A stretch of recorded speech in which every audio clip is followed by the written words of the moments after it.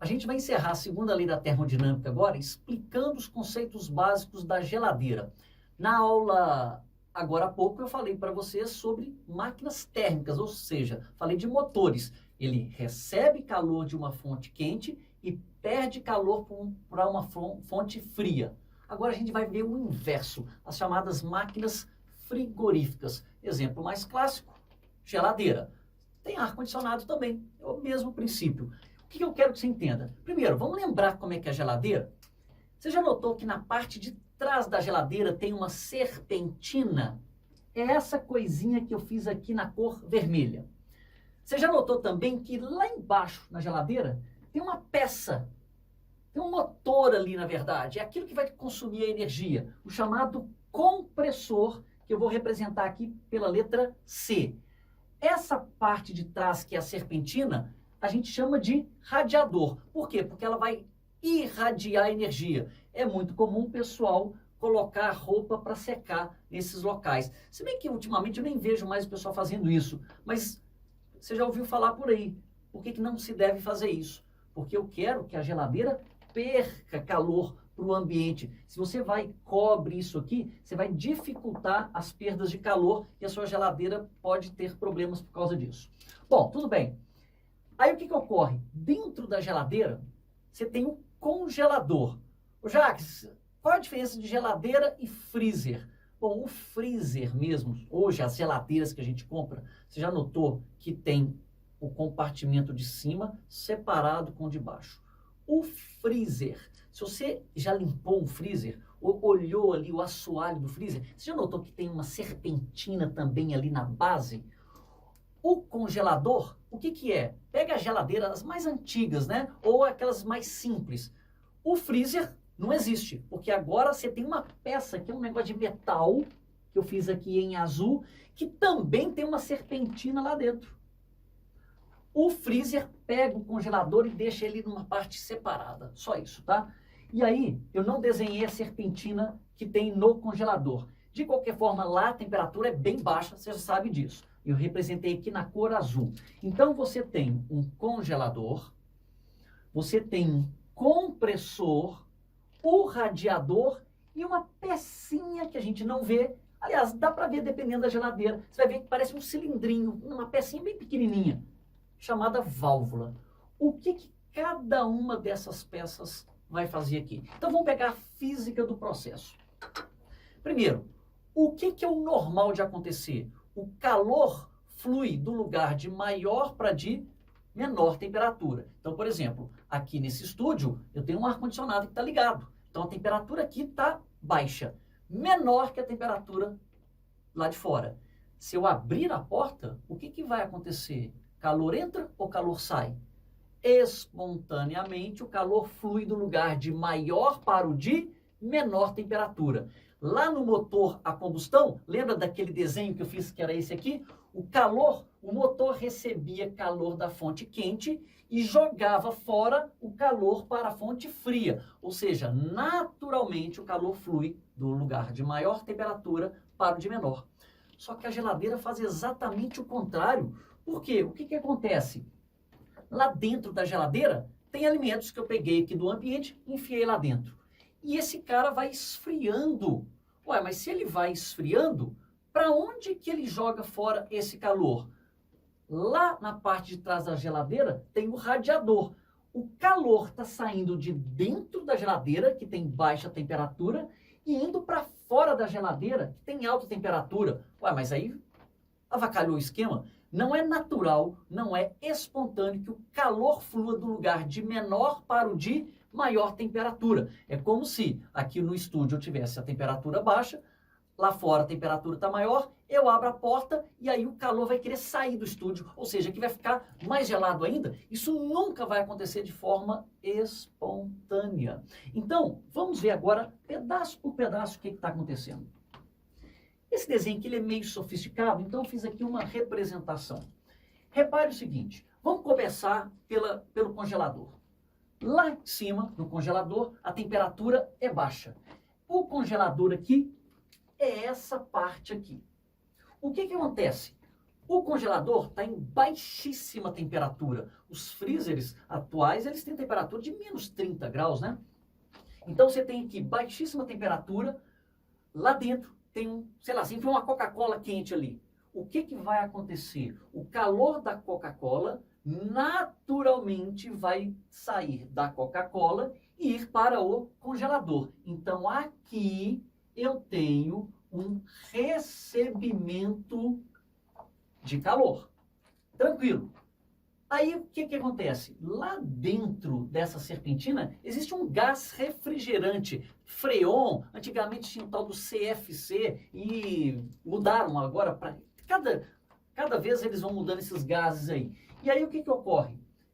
Na hora que esse gás aqui, ele recebe calor, ele ainda está gelado. Só que agora vem cá, do lado de fora não está bem quente, temperatura ambiente. Quando esse cara, o gás aqui, recebe calor, a temperatura aqui dentro é baixa, temperatura é fria, vamos chamar assim.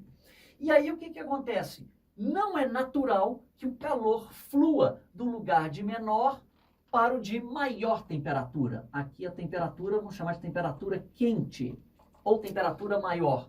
E aí é que agora vem o consumo de energia elétrica. Como o processo não é espontâneo, ou seja, o calor não vai naturalmente do lugar de menor para o de maior temperatura, existe uma pecinha, que é essa daqui, chamada compressor, que literalmente comprime o gás e comprime rapidamente. E todo processo rápido é um processo adiabático. Comprime o gás e nessa hora de comprimir, você está gastando energia elétrica. Ou seja, essa pecinha daqui, ó, vai fornecer trabalho mecânico para que o calor flua daqui para cá. Quando o gás refrigerante chegar aqui no radiador, você já pôs a mão lá fora, né? Aqui atrás, tá quente, né? Então, agora, do lado de cá, eu tenho uma perda de calor. Só que, estou fazendo proposital aqui, essa seta bem maior do que essa. Porque agora eu estou perdendo mais calor do que eu recebi. Aqui é o calor perdido. Jacques, por que você está perdendo mais do que você recebeu lá dos alimentos? Vamos pensar. Imagina que a Coca-Cola que você jogou aqui dentro forneceu para esse cara 10 calorias. Só que se esse cara recebe o gás refrigerante que tem aqui na serpentina, recebe 10 calorias, e aí vem o compressor e fornece energia mecânica, por exemplo, 5, 10 com mais 5, vai embora os 15. Então eu tenho que necessariamente perder mais calor do que eu recebi dentro da geladeira. Tá, e daí? À medida que o gás refrigerante vai passando por aqui, na hora que ele chega nessa pecinha chamada válvula, ocorre uma expansão adiabática. Você viu lá comigo na aula de transformação adiabática que quando ocorre uma expansão adiabática, a temperatura cai rapidamente. E aí, daqui para cá, a válvula provoca um abaixamento de temperatura. Vamos até escrever aqui assim, ó. Aqui na expansão adiabática, a temperatura diminui.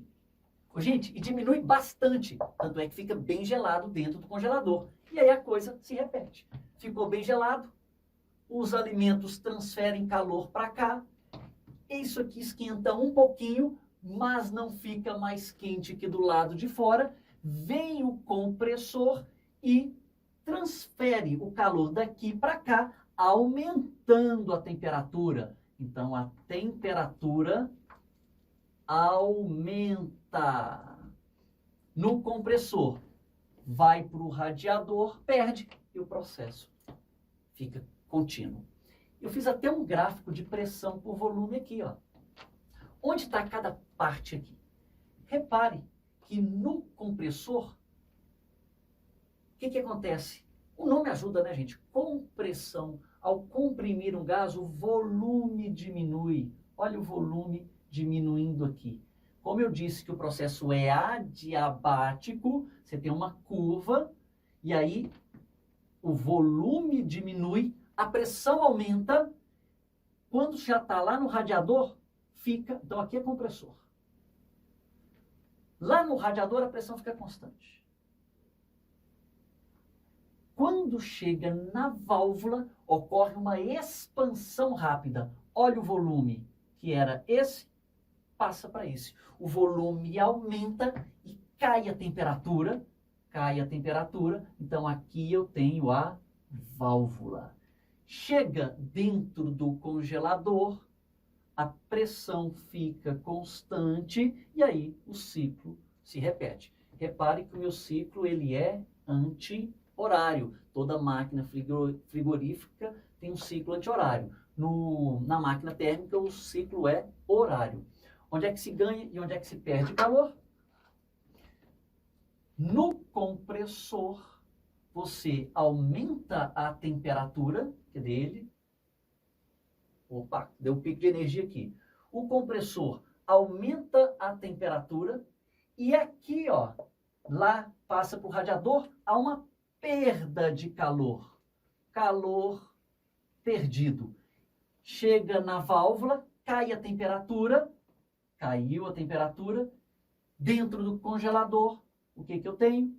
Um recebimento de calor dos alimentos. Aqui é calor recebido. E vai de novo para o compressor. Pra você não achar que isso aqui é congelador, CP, compressor, tá bom? Jacques, fazendo o desenho então clássico, como que ficaria nesse desenho aqui? Eu tenho uma fonte quente, uma fonte fria. Aqui eu tenho uma máquina frigorífica. O que nós temos nesse sistema da geladeira? O lugar de baixa temperatura, que é lá no congelador, recebe calor dos alimentos. Então aqui a máquina frigorífica recebe calor da fonte fria. O motor, que é o compressor, fornece trabalho para transferir o calor do lugar de menor para o de maior temperatura. E aqui eu vou estar perdendo calor. Perde calor.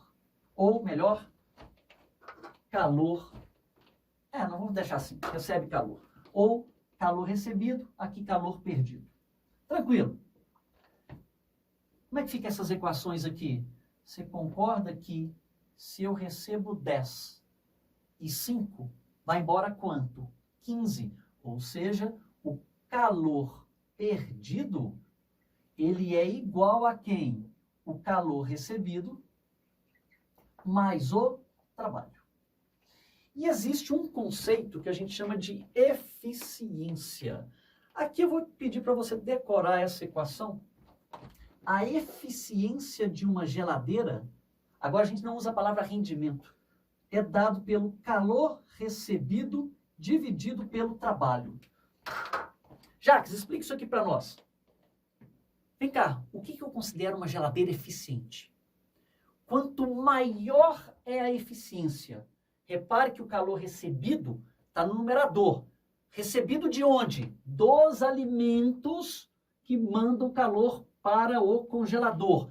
O que eu quero, o que é uma boa geladeira? É aquela que esfria bem os alimentos. Ou seja, é aquela que recebe calor dos alimentos com a maior quantidade possível. Então, quanto mais eu recebo calor dos alimentos, mais eficiente é a geladeira. Agora, você concorda que eu quero consumir o mínimo de energia possível? E quem é que me consome energia aqui? Não é o compressor que está ligado na tomada? Esse compressor é ele que fornece o trabalho. Então, eu vou ter uma máxima eficiência numa geladeira quando ela tiver o mínimo de trabalho. Juntando tudo, uma geladeira muito eficiente é aquela que recebe o máximo de calor dos alimentos com o mínimo de trabalho realizado ou com o mínimo de energia elétrica consumida. Beleza? Então está encerrado o tema termodinâmica para nós.